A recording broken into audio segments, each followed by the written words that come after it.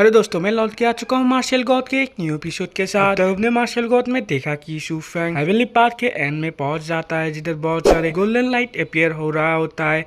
तभी शू फैंग उस फॉर्मेशन की मदद से holy land of martial artist पहुंच जाता है। इधर शू फैंग आके बहुत ही खुश रहता है, मगर अचानक से उधर बहुत सारे गोल्डन फॉर्मेशन अपीयर होते हैं, जिधर से बहुत सारे लाइट निकल के गोल्डन वॉरियर का शेप लेने लग जाते हैं। और तभी वो गोल्डन वॉरियर शू फैंग के ऊपर अटैक कर देता है, मगर शू फैंग बहुत ही आसानी से उस गोल्डन वॉरियर को डिस्ट्रॉय कर देता है। मगर ये सारा कुछ देख के उधर और ज्यादा गोल्डन वॉरियर आने लग जाते हैं। शू फैंग इन सारे को बहुत ही आसानी से खत्म कर रहा होता है, मगर ये आ ही रहे होते हैं, खत्म ही नहीं हो रहे होते। इसको देख के शू फैंग हैरान हो जाता है। और आखिरी में हमने देखा था कि शू फैंग के ऊपर वो सारे गोल्डन वॉरियर भाले की मदद से अटैक करने वाले होते हैं। और आज के एपिसोड में शू फैंग ये सारा कुछ देख के कहने लगता है, तुम लोग मेरे साथ खेलना चाहते हो, मैं भी देखता हूँ तुम लोग मेरे साथ कितना खेल पाते हो। साथ ही साथ मैं ये भी देखना चाहता हूँ तुम्हारा ये फॉर्मेशन ना इवॉल्व हो पाता है। और ऐसा कह के शू फैंग बहुत ही तेजी से सारे गोल्डन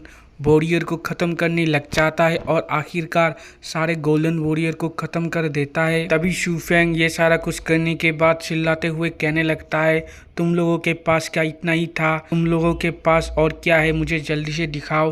तभी हमें दिखाया जाता है फॉर्मेशन से और गोल्डन वॉरियर अपीयर हो जाता है, जिसका कल्टीवेशन मार्शल किंग का होता है। तभी शू फैंग मार्शल किंग के इस गोल्डन वॉरियर को देख के बहुत ही एक्साइट हो जाता है और कहने लगता है, फाइनली मुझे मौका मिलेगा एक मार्शल किंग के बंदे के साथ फाइट करने के लिए। और बहुत ही एक्साइट होके उस गोल्डन वॉरियर के ऊपर अटैक करने के लिए आगे बढ़ता है। दूसरी तरफ वो गोल्डन वॉरियर भी शू फैंग के ऊपर अटैक करने के लिए आगे बढ़ता है, मगर शू फैंग बहुत ही तेजी से उसके पीछे चला जाता है और उसके ऊपर एक पंच मार देता है, जिसकी वजह से वो गोल्डन वॉरियर घायल हो जाता है। तभी शू फैंग कहने लगता है, इसका कल्टीवेशन मार्शल किंग का हो सकता है, मगर इसका डिफेंस बहुत ही कमज़ोर है। तभी शू फैंग उस गोल्डन वॉरियर को ख़त्म करके बहुत ही खुश हो जाता है।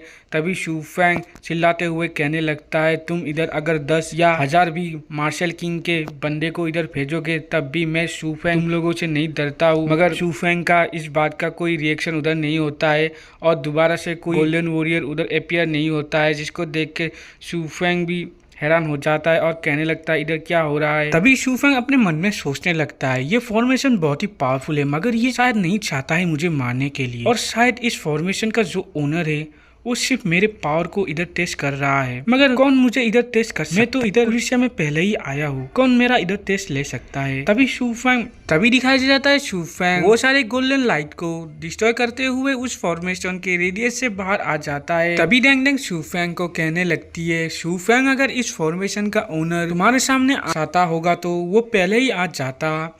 तभी शू फैंग कुछ सोचते हुए कहने लगता है डेंग डेंग को, मुझे उस फॉर्मेशन के अंदर कुछ अजीब सा फील हो रहा था, मगर मैं उस फीलिंग को पहचान नहीं पाया।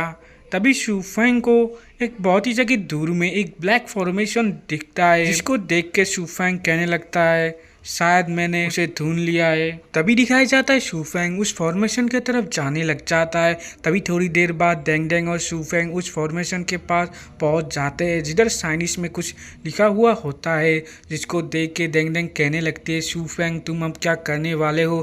तभी शू फैंग उस फॉर्मेशन के पास जो लिखा हुआ होता है उसको पढ़ के कहने लगता है, अगर ऐसा ही है तो हमें भी जिनहुआ सिटी जाना चाहिए। तभी हमें नेक्स्ट सीन में एक बहुत ही बड़े शेक का सीन दिखाया जाता है, जिधर उस शेक का शेक मास्टर कुछ चीज को महसूस करके कहने लगता है, मैंने उसे ढूंढ लिया है। शायद इधर शू फैंग के बारे में ही वो शेक मास्टर सोच रहा होगा। तभी हमें दिखाया जाता है उस शेक मास्टर को रेस्पेक्ट दिखाते हुए बहुत सारे डिसिबल उसके सामने आ जाते हैं। तभी वो शेक लीडर बहुत ही जोर से हंसने लग जाता है और चिल्लाते हुए कहने लगता है, शायद गॉडी चाहते हैं दोबारा से हमारा साउदर्न सियानुद माउंटेन आसमान के बुलंदी में पहुंच जाए। तभी अपने शेक मास्टर को इतना खुश देख के एक डिसिबल अपने मास्टर को पूछने लगता है, मास्टर आप इतना आज क्यों खुश है? तभी वो शेक मास्टर कहने लगता है, इसका जवाब देने से पहले मैं तुम्हें एक क्वेश्चन करना चाहूंगा, हमारे शेक को क्यों इधर साउदर्न सियानुद माउंटेन में बनाया गया था और क्यों हम इधर डिसिपल को एक्सेप्ट करते हैं? तभी वो डिसिपल अपने मास्टर को कहने लगता है, हम इधर टैलेंटेड बंदों को हाई लेवल स्किल को सिखा के क्विंगमू माउंटेन भेजते हैं। तभी वो सेक्ट मास्टर कहता है तुमने सही कहा, हमारे इस सेक्ट में कुल 11,316 एल्डर और डिसिपल है, मगर कोई भी इतना टैलेंटेड नहीं है और इसकी वजह से ही हम बाकी तीनों ब्रांच से बहुत ही ज्यादा कमजोर है। और हमें इधर बताया जाता है सियानुत माउंटेन के 4 ब्रांच है और वो चारों branch north east south west इस तरीके के है और ये आदमी साउथ ब्रांच का हेड है। और तभी ये सेक्ट लीडर हंसते हुए कहने लगता है मगर वो दिन जल्दी ही आने वाला है जिस दिन से बाकी तीनों ब्रांच हमारे ऊपर हंस नहीं पाएंगे, क्योंकि बहुत ही सालों पहले हमारे सारे सीनियर ने मिलके ताइलू में एक फॉर्मेशन को क्रिएट किया था, जिसकी वजह से हम साउदर्न सी से आए हुए सारे टैलेंटेड बंदों को ढूंढ सकते हैं। इधर उसी जगह के बारे में बताया गया है। शूफैंग होली पास से टेलीपोर्ट होके पहुंच गया था और उसी फॉर्मेशन के बारे में ही बताया गया है। तभी दोबारा से ये सेक्ट मास्टर कहने लगता है आज हेवन ने हमारे इन सारे मेहनतों का प्राइज दे दिया है, हमने एक सुपीरियर टैलेंट को ढूंढ लिया है। अपने सेक्ट मास्टर के ये सारे बात को सुन के एक डिसिपल सोचने लगता है क्या हमारे सेक्ट में कोई हाई क्लास टैलेंट ज्वाइन करने वाला है। तभी थोड़ी देर बाद दिखाया जाता है सेक्ट लीडर अपने एक डिसिपल जिसका नाम मार्क युआन होता है उसे पूछने लगता है तुम फाइनली वापस आ चुके हो, तुम क्या अपने साथ उस बंदे को लाए हो हमारे सेक्ट में ज्वाइन करवाने के लिए।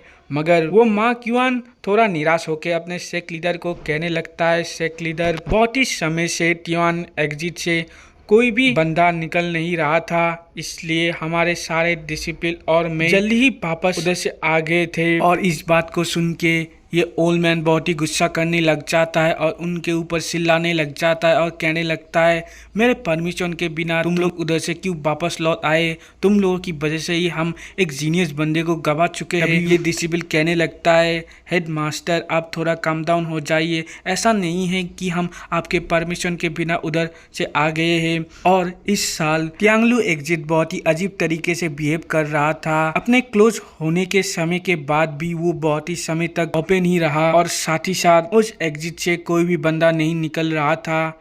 इसके लिए ही हम लोग सारे लोग जल्दी से वापस लौट आए थे। तभी ये ओल्ड मैन कहने लगता है इन बातों को छोड़ो, तुम लोग जल्दी से जाओ और उस बंदे को ढूंढना चालू कर दो। तभी दिखाया जाता है ये ओल्ड मैन हवा में ही कुछ करने लग जाता है, जिसकी वजह से उधर एक स्क्रॉल अपीयर हो जाता है, जिस स्क्रॉल को वो एक बंदे की तरफ भेज देता है और उसे कहता है 10 दिन के अंदर अगर तुम इस आदमी को नहीं ढूंढते हो तो तुम्हारे साथ बहुत ही बुरा होने वाला है। तभी हमें उस बंदे को दिखाया जाता है जिसको उस ओल्ड मैन ने ये स्क्रॉल भेजा होता है। तभी वो बंदा उस स्क्रॉल को ओपन करके देखता है जिधर शूफेंग का फोटो होता है। तभी वो बंदा शूफेंग को देखते हुए कहने लगता है हेड मास्टर ने मुझे इस आदमी को ही ढूंढने को बोला है। अभी एक जगह में दिखाया जाता है जिधर बहुत सारे लोग एक साथ मिलके मॉन्स्टर के साथ फाइट कर रहे होते हैं। तभी हमें दिखाया जाता है शूफेंग ऊपर से इन सारे लोगों को देख रहा होता है और कहने लगता है इन लोगों का कल्टीवेशन इतना ज्यादा नहीं है, मगर शायद मुझे फिलहाल इन लोगों को डायरेक्शन नहीं पूछना चाहिए।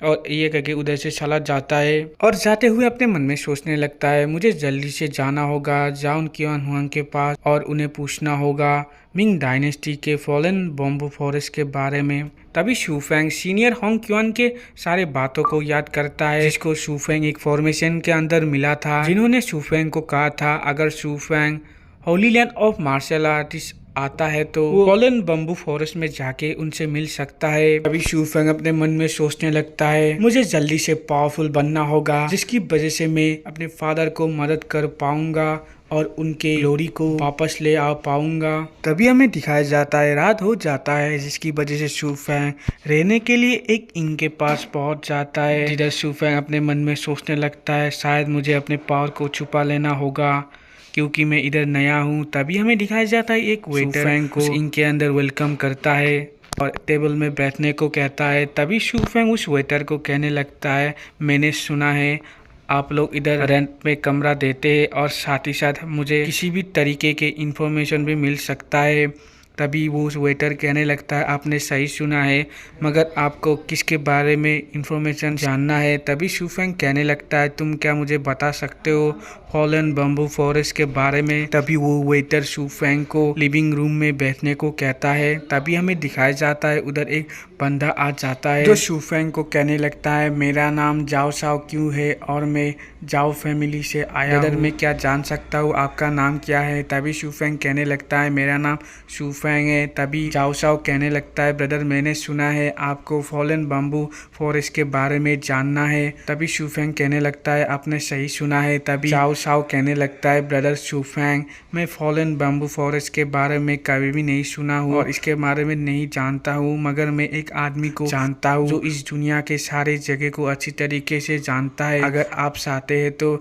मैं आपको उनके पास ले जा सकता हूँ। और इधर ही हमारा आज का एपिसोड एंड होता है। वीडियो अच्छा लगा तो लाइक शेयर और कमेंट कीजिए और आगे क्या होने वाला है इसको जानने के लिए हमारे चैनल को सब्सक्राइब कर दीजिए। Thank you.